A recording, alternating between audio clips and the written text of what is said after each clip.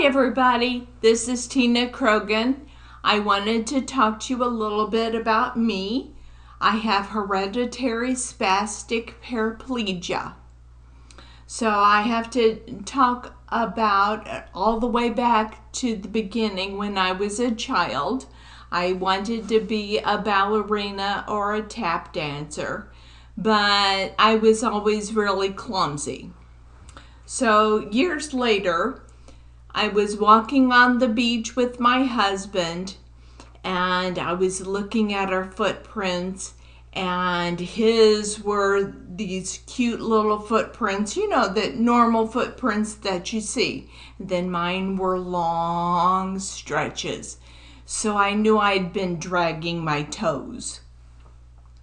I remember in my head, my mother saying, "Pick up your feet." So the next day, I made sure that I was going to pick up my feet. And I made a conscious effort.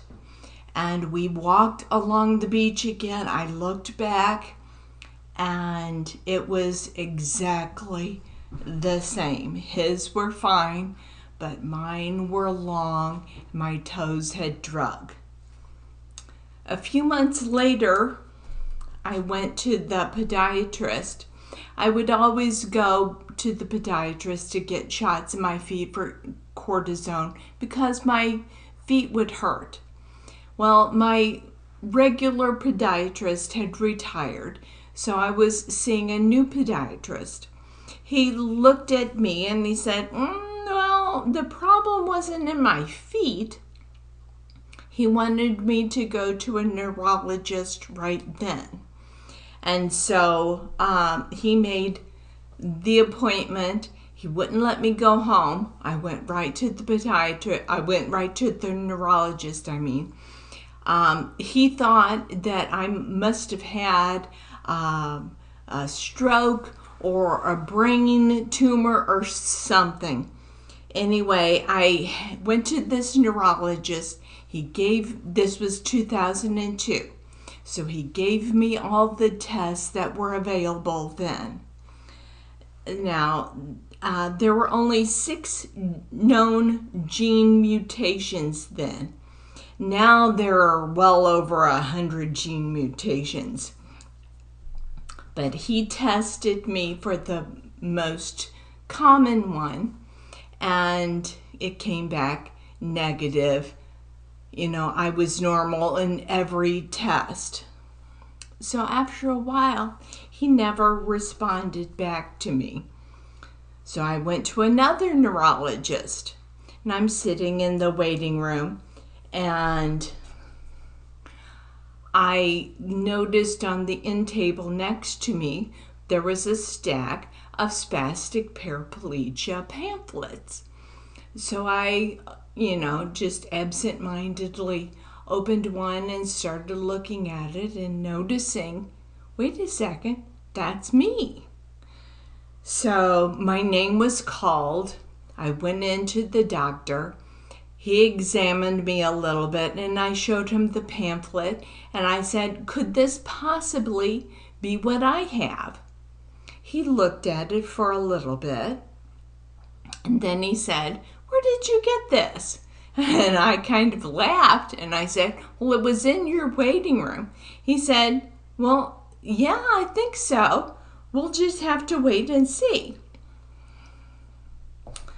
So it wasn't until 2014 did I get another blood test, and this time it was confirming that I have SPG7, which is a recessive gene. Now, let me stop here and explain a little bit to our listeners the difference between recessive and dominant genes and simple and complicated forms of HSP. Recessive requires that both parents must pass on the mutated gene, whereas dominant means that one parent can pass on the affected gene to their children. Simple HSP means that only involvement of the legs, whereas complicated HSP means that you would not only have the lower mobility involvement, but also usually the upper body issues such as speech and swallowing. They're affected too. I am recessive and complicated. I didn't start out in a wheelchair. The progression is different for everyone, but for me, the progression was very slow. I first got fitted for AFOs, ankle foot orthotics, which helped with my foot drop because when I would walk in the hallway as a school teacher, you could always hear, flip-flop, flip-flop, and a sound that I would make. I started walking with crutches or canes. Then I moved on to a walker or rollator for stability. I have since graduated to a wheelchair, but this time to preserve my energy. When I retired from teaching in 2012, I was primarily left alone. My husband still worked, and he worked all kinds of crazy hours, and I needed a helper. So I completed the process for a service dog, and Thunder came into my life. He helps me to open and close doors, drawers, picks up things that I have dropped on the floor.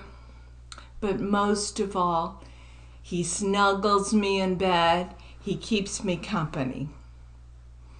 Right now, I am working with the SPF board, spreading awareness and raising funds for research to find a cure for HSP and PLS.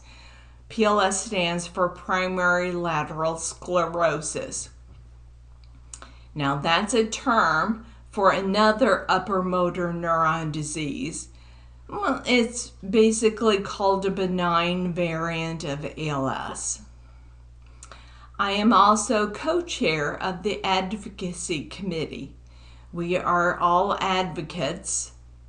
We encourage spreading awareness and contacting our legislators with issues that directly affect the rare disease community. So I'm going to stop right here. Thanks for listening. I'll see you all soon.